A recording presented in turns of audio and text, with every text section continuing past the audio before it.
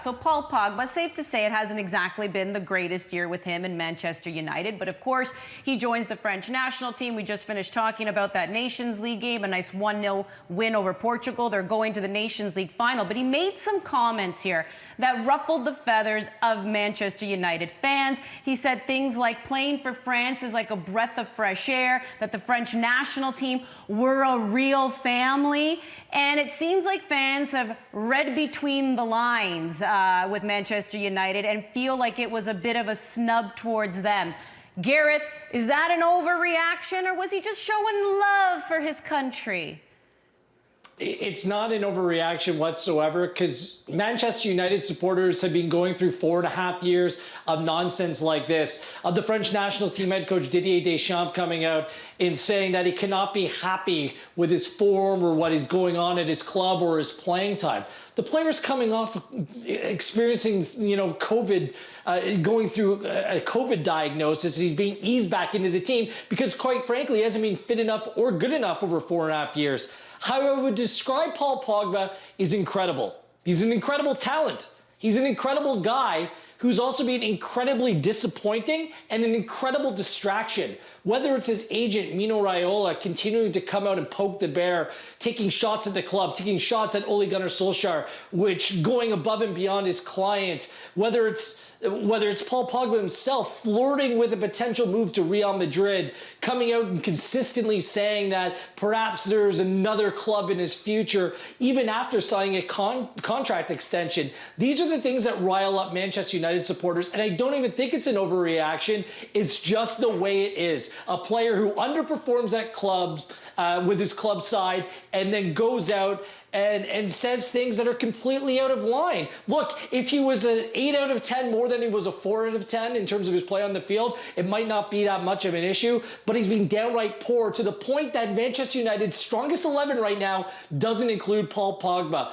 4 starts, 3 more appearances off the bench, no goals, no assists on the season, and only completing 80% of his passes. He was the worst player on the field against Arsenal.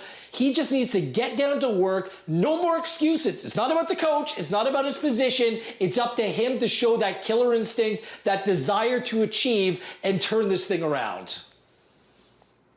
Yeah, it seems like a pretty broken relationship to me. And I do think Manchester United have got to take plenty of the blame as well as Paul Pogba. I know he's been disappointing at times, but he's been playing in a team that doesn't seem to have any real plan for him. He's all over the field in terms of his positioning. The signings that they make don't really seem to suit him at all. They went out and got Bruno Fernandes. Now they've got Donny van de Beek as well, without seemingly any idea where he's going to play with all three of those attacking playmakers in the midfield. So I think he has to look elsewhere, but I just don't know where right now. I know it's crazy to say for a player of his talent, but you look at the things that are stacking up against Paul Pogba. He's going to command a big transfer fee from Manchester United, no doubt. He's on huge wages there. Who wants to deal with Mino Raiola? I know a lot of clubs don't. And I think as well, you have to say that it's becoming a recurring theme with Paul Pogba that he always seems to think the grass is greener somewhere else. It was the case when in his early career in France, when he went to Manchester United. It was the case in his first spell at Manchester United when he goes to Juventus. And then as soon as he got to Juventus, the possibility of going back to Manchester United or to Real Madrid or wherever else was always there. There's just so much kind of off-field baggage now with Pogba, and such a lack of just consistent performances that I don't know if anyone's going to be willing to pay what his talent is certainly worth.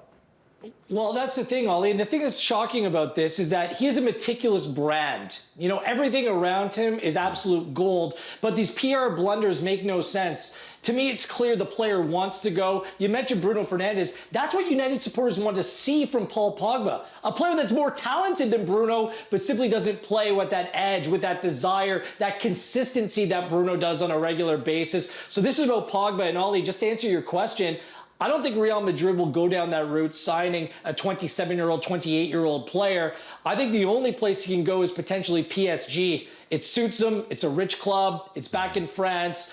Plays in a lower league against worse teams where he can have these letdown performances and it won't be as big of a deal. Simply put, Andy, Paul Pogba has to go. If the window's open in January and there's a taker for a decent price, Manchester United has to sell. Get rid of this distraction.